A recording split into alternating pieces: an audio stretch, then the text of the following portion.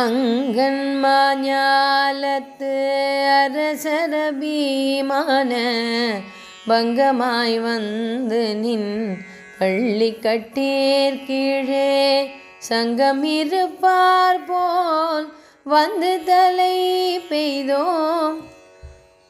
கிங்கினிவாய் செய்த தாமரை பூ போல செங்கன் சிறுக சிறதேயம் மேல் விழியாவோ திங்களும் ஆதித்தியனும் எழுந்தாற்போல்.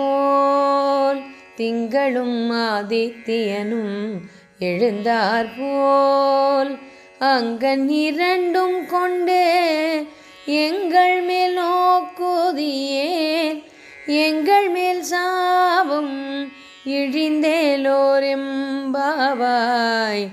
எங்கள் மேல் சாபம் இழிந்தேலோர் எம்பாவாய்.